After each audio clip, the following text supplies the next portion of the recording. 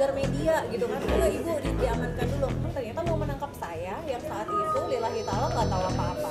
Artinya ini ada orang yang mengolah ya, Yes. supaya abang dijerumuskan. Ada, saya tahu semuanya, tapi saya nggak bisa ngomong. Ada. Tujuannya apa sih bang kalau gitu bang? Bagaimana ketika ditinggal, jujur saya sering bolak-balik Aceh. Yang saya dengar cuma keluhan masyarakat. Sampai ketika beliau bebas aja, sampai sekarang kembaliin bapak kami. Jadi dianggapnya aku ngambil bapak mereka. Melalui karya fiksi ini, diharapkan mampu memberi kesempatan kepada pembacanya untuk menghidupkannya. Meskipun dalam menjalankan amanah pelaku jurnalistik penuh dengan badai yang menghalang, namun aku tetap tegar. Assalamualaikum warahmatullahi wabarakatuh. Sahabat jurnalis, hari ini saya ketemu dengan wanita cantik dan pria ganteng. Biasanya saya yang ngobrol-ngobrol dengan Mbak Stevi, tapi sekarang udah temenin sama suaminya. Apa kabar, Bang? Baik. Baik. Ini suaminya kemana aja? Ya, sama ini kamu kemana aja ya gitu. Ternyata sudah menghirup udara bebas. Kemarin nggak bebas. Kemarin nggak bebas. Bang, ngomong-ngomong berapa tahun Bang di sana Bang? Di tempat kampus yang terindah itu? Pesantren. Pesantren. Semuanya. Hah? 7 tahun, kan 7 tahun. 7 tahun? Tapi yang dikurung di situ Oh. 4 tahun 3 bulan. Oh, dikasih keringanan? Karena Oh. ada berlaku, kamu bulan-bulan karena nggak berlaku PB. Iya. Untuk kita kan nggak Iya. berlaku remisi. Iya. Kalau kena 7 tahun. Nah ini Bang bisa dapat tuh gimana? Itu terjadi perubahan peraturan. Oh. Dia ya menyesuaikan. Saya dengar katanya seharusnya yang bulan-bulan lalu udah keluar Bang. Tiga Oh bulan iya. kemarin. Ya, 3 bulan kemarin. Itu kenapa Bang sampai tertunda lagi? Pertama karena belum berlakunya peraturan.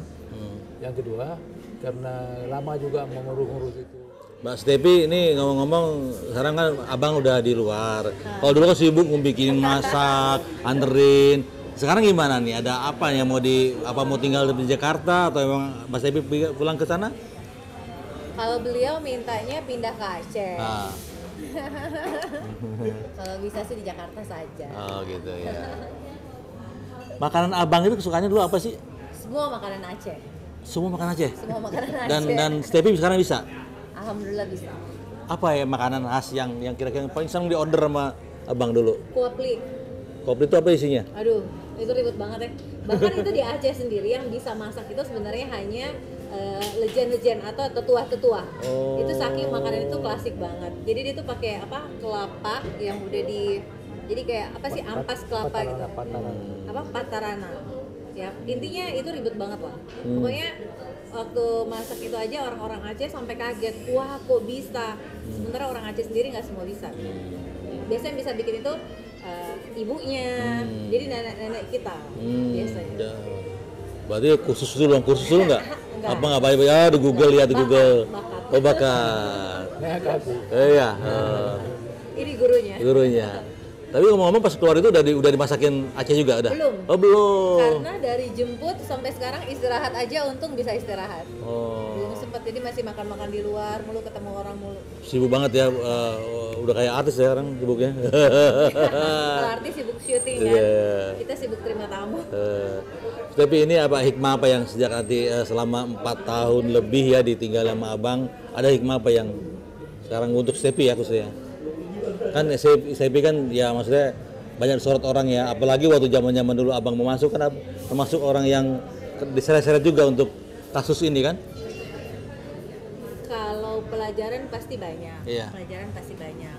Karena aku tuh kan orangnya spontan, ekspresif kan. Tiba-tiba dalam kondisi ini kayak dipaksa banget untuk sabar dan pasrah. Which is itu dua hal yang aku sebenarnya sama sekali nggak bisa. Banyak sih, pasti banyak banget hikmahnya. Cuman yang gimana ya ngejelasinnya, intinya banyak lah, banyak pelajaran yang mungkin kalau aku harus ungkapkan itu sulit, tapi dari diri sendiri itu udah banyak pelajarannya, banyak. Tapi kan kalau menurut teman-teman media ya seharusnya Stepi juga ikut sama abang kan di dalam Iya, satu ruang. Itu iya. bisa begitu, kok bisa nggak bersalah gitu? Jadi wallahu alam bisawab ya. Aku tuh sebenarnya pada saat kondisi penangkapan itu kita flashback lagi nih ya, Iya. 4,3 tahun silam. Kondisinya kita itu lagi sedang mengadakan rapat besar. Rapat besar which is seluruh jajaran pejabat pemerintahan itu hadir beserta dengan seluruh panitia tim Aceh Marathon dari pusat. Itu kita tinggal H+2 minggu, kurang dari 2 minggu lah. Kita itu lagi rapat besar. Terus tiba-tiba setelah pulang dari rapat itu kan abang langsung balik ke Banda Aceh. Kami semua tim masih meeting di Sabang sama Pak Kapolres, Kadispora itu sampai tengah malam. Iya. Tiba-tiba saya itu dapat terakhir abang tuh telepon ngabarin karena beliau naik helikopter kan, lagi di Polda ya waktu itu ya, di Polda Aceh baru landing. Terus mau sholat maghrib dulu gitu. Terus udah pulang ke rumah. Lalu tuh nggak ada kabar, HP-nya udah mati gitu kan. Kami lagi meeting. Tiba-tiba saat itu Pak Kadispora yang aktif tuh nanya ke saya, Bu, ada telepon katanya kan, Bapak ditangkep gitu kan. Kaget gitu. Terus mereka bilang, gitu. Tapi Pak Kadis bilang hoax kan, kayaknya hoax deh, nggak mungkin gitu kan. Iya. Udah, jadi kita ngobrol-ngobrol, tahu-tahu Iya.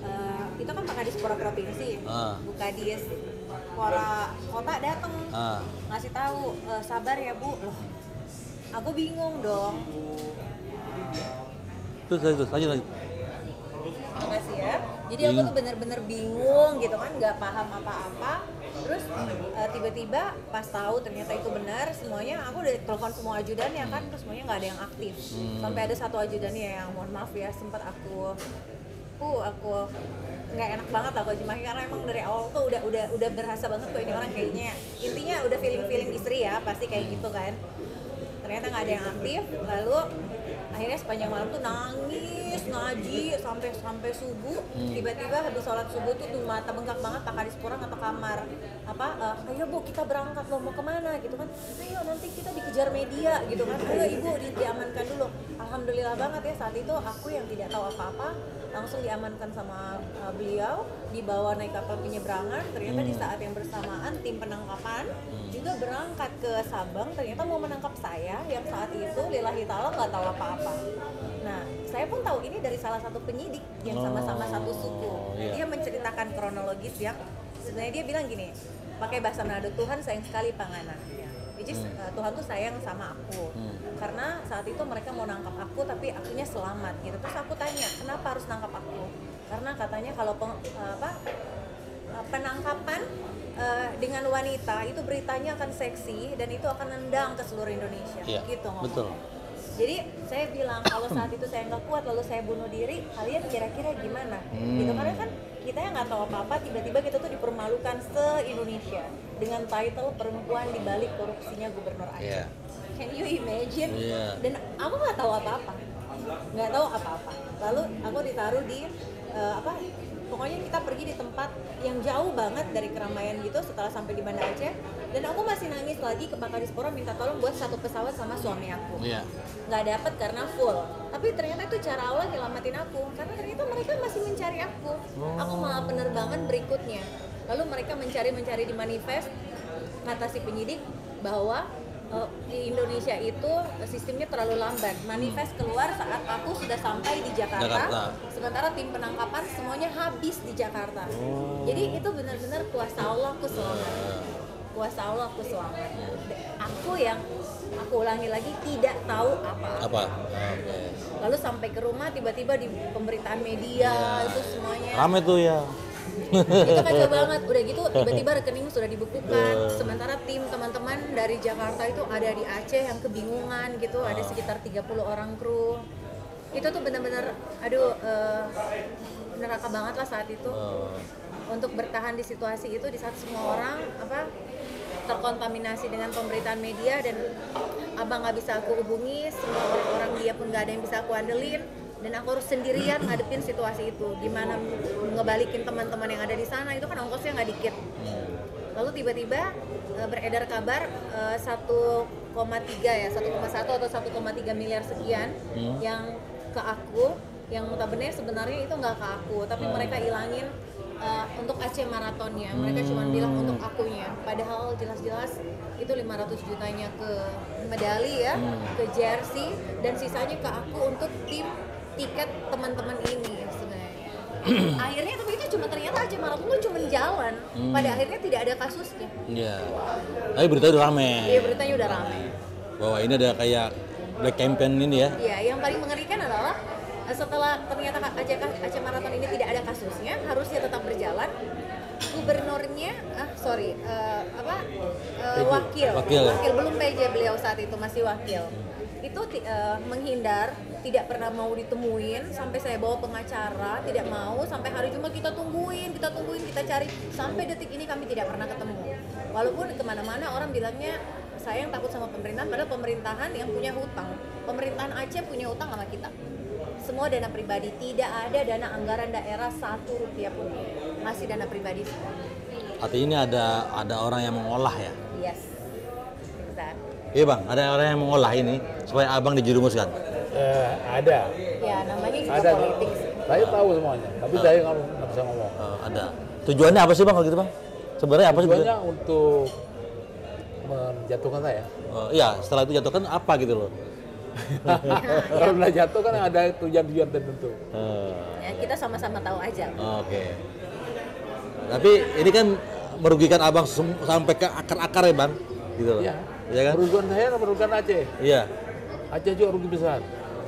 Cuman alhamdulillah kita ambil hikmahnya. Iya. Satu ya, seiring berjalannya waktu memang akhirnya menyembuhkan, membuktikan semuanya, dan alhamdulillah kita nggak perlu berkoar-koar. Alhamdulillah ya, masyarakat selalu percaya ya, karena akhirnya masyarakat merasakan bagaimana ketika beliau menjadi pemimpin, lalu bagaimana ketika ditinggal. Jujur saya sering bolak-balik Aceh. Yang saya dengar cuma keluhan masyarakat, sampai ketika beliau bebas aja, sampai sekarang kembaliin bapak kami, jadi dianggapnya aku ngambil bapak mereka gitu. Alhamdulillah sih masih disayang, alhamdulillah. Iya. Tapi image orang Aceh kan terhadap Mbak Stepi kan baik kan. Pro dan kontra sebenarnya, awalnya mungkin semuanya buruk ya. Ya I told you kan, waktu membuktikan, waktu menyembuhkan. Sampai kemarin aja waktu ngejemput beliau pas di Bapas kemarin aja, ada bapak-bapak itu yang kaget gitu setelah tahu lagi tunggu siapa, lagi nunggu bapak gitu. Masih belum tahu nih siapa bapaknya kan, belum tahu juga saya siapa. Itu sempat ngomong, berapa tahun bapak ditahan? 4 tahun lebih. Wih, dia kaget gitu kan. Tumben ya nggak cerai, rumah tangga lain itu udah berantakan sampai gitu. Iya. Terus ya aku cuma ketawa-ketawa aja gitu. Sebenarnya apa yang terjadi sama kita ini semua ya God plan ya, pasti rencana Tuhan. Bang, waktu abang ditangkap itu dan merasa dijolimi lah ya, abang kebayang nggak kalau ini akan terjadi lagi gitu loh? Kan abang udah 2 kali nih masuk penjara kan? Kebayang nggak bang? Saya nggak terbayang kan. Iya. Bahkan ketika diberitahu bahwa ada tim OTT ke Banda Aceh, hati-hati. Saya bertanya, apa yang pernah negatif yang saya lakukan? Nggak ada rasanya kan. Iya. Terus si Henry, saya telepon si Henry. Oh, Henry ada main proyek? Enggak. Enggak, apa lagi? Ada ini berarti. Tahu tentang saya di Sabang waktu kejadian. Ditangkap si Henry sore itu. Ya, saya pulang ke Aceh, lalu ada yang tahulan lewat WA. Si Henry diculik. Henry siapa? Henry ajudan saya. Ajudan. Ya. Henry diculik. Siapa nyulik ini? Saya pikir-pikir siapa nyulik. Belum teringat ada tim OTT. Iya. Nah, saya tanya ke yang mengabari saya, ada perempuan bukan enggak? Ada 1 orang. Kalau ada perempuan, pasti bukan penculik ini. Ini siapa? Oh, di KPK. Ketika maghrib datang KPK ke rumah saya pusaka masuk saya mau saya tanyain Henry itu. Iya. Ketika mereka masuk, saya suruh duduk, kamu duduk. Nah, kalian tangkap Henry ya?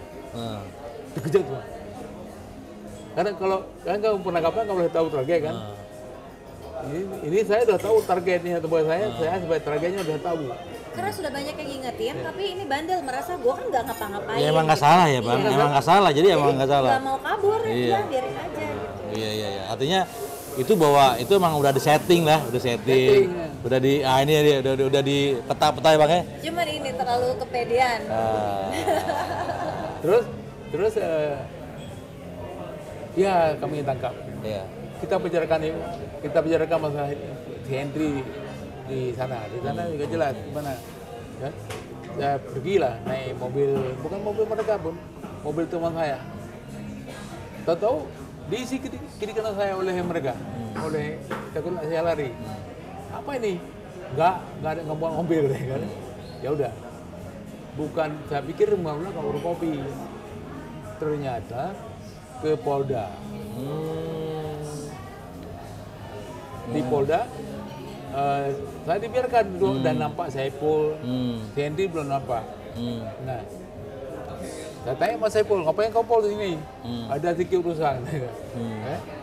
Udah, saya dimasukkan satu ruang. Saya tunggu sudah lama kali tunggu. Lama sekali. Jam 2 baru telepon saya. Bukan pesan, bertanya-tanya. Ini kenapa? Enggak. Yang ini kenal. Ya kenal saya kenal. Saya bilang kenal. Yang nggak kenal saya bilang nggak kenal. Lalu merembet kepada cerita sedikit Pak tentang Aceh Marathon. Saya bilang lah Aceh Marathon itu karena komplain Pak Luhut dan komplain Pak Jokowi tentang investment. Investor nggak mau udah ajak ke Aceh. Pak Jokowi bilang udah 20 selesai. 20 selesai nggak tahu mau ngajak kemana lagi. Oh gitu. Jadi itu salah satu strategi branding sebenarnya. Iya. Maka saya bilang lah perlu kayak Pak diperlebar apa namanya Aceh biar terkenal di dunia luar. Saya akan bikin sesuatu yang membuat Aceh terbuka dari kumpulannya. Iya. Ya. Tapi belum tahu apa mau saya bikin. Kan? Ya, nunggu. Dah itu kena Steffi di Moskow. Di Moskow ya. Katanya sama dia, ngapain kamu sini? Dia katanya mau promosikan Tenun-tenun Indonesia. Indonesia, kan? Dan kopi ya. ya. Oh, bagus. Nanti kamu ke Aceh ya. Kamu pamerkan Aceh. Ini masih profesional ya. Nah, saya tunggu di Aceh pada hari ada diselenggarakannya tarian kolosal di Aceh Tenggara. Aceh Tenggara ya. Nggak datang. Nggak datang. Karena masih di Moskow. Kemudian ada datang dia satu tim Aceh. Ke tim survei. Ya artinya memang waktu itu profesional step itu untuk mempromosikan Aceh lewat maraton. Iya. Ya kan? Kayak itu kan. Kayak akhirnya dipolitisir lah ya. Jadiin. Produsir. Oke. Ya, artinya kan ini udah perbuatan yang jahat, Bang. Jadi ini mungkin yang harus kita lurusin. Iya. Dalam pendapat orang banyak bahwa si Steffi ini disuruh mengurus Aceh Marathon karena sudah menjadi istri Irwandi Yusuf. Itu. Nah, Oke. salah. Salah. Yang benar adalah kami ini bertemu dan sejak awal dibawa ke Aceh, beliau benar-benar berbicara sebagai kepala daerah. Kira-kira apa yang harus saya lakukan untuk bisa membranding Aceh? Secara profesional saya jawab, saya baru bisa menjawab ketika saya sudah melakukan survei. Karena saya nggak pernah ke Aceh dan saya aja takut banget ke Aceh saat itu, sumpah takut banget. Akhirnya setelah berbicara beberapa kali, saya memutuskan saya berangkat nih sama tim, kita survei. Nah tapi di Acehnya memang benar sih saat itu masih agak street mungkin buat saya yang memang kehidupannya mohon maaf agak kebule-bulean masuk ke Aceh dengan harus berkerudung dan segala macam, tapi ternyata nggak seperti itu, cuman karena kebetulan tamu beliau ya, jadi saya harus berpakaian resmi banget, saya kurang nyaman. Jadi saya bilang kalau misalkan kita bikin acara seperti ini di sini nggak mungkin teman-teman mau. Akhirnya kita ke Sabang, kita survei segala macam itu sama tim rame-rame ya, saya nggak pernah sendirian datangnya. Akhirnya setelah kita putuskan beberapa kali, saya tanya lagi nih, goalsnya apa gitu. Kan tadinya mau bikin triathlon. Saya bilang, kalau triathlon itu pesertanya lebih spesifik, tidak bisa banyak. Kalau mau yang langsung wah gitu, bikin maraton. Tapi bagaimana orang mau datang ke Aceh, ke Sabang harus bisa minimal menyamai standar Bali Marathon, which is itu akan membutuhkan dana yang besar. Iya. Gitu. Sekarang pertanyaan saya, apakah mampu gitu? Iya. Nah, beliau bilang coba dibikinin dulu aja ini. Iya. Jadi itu semua itu masih profesional. Belum ada hubungan asmara lah ya. Nggak ada. Cuman seiring berjalannya waktu, ini kayaknya udah interest banget. Tapi kan apa? udah mulai apa? ngajak nikah. Nah, yang membuat aku itu mulai mikirin mulai nerima Abang. Iya, abang itu ada satu momen kita kebetulan saat itu di Bandar Meriah. Itu tuh bikin aku melting banget. Jadi di malam sebelumnya abangnya sempat bilang, maksudnya kenapa sih dia aku tuh mesti nggak mau gitu kan? Terus ya aku pertama ya bingung aja. Pertama suami orang, kedua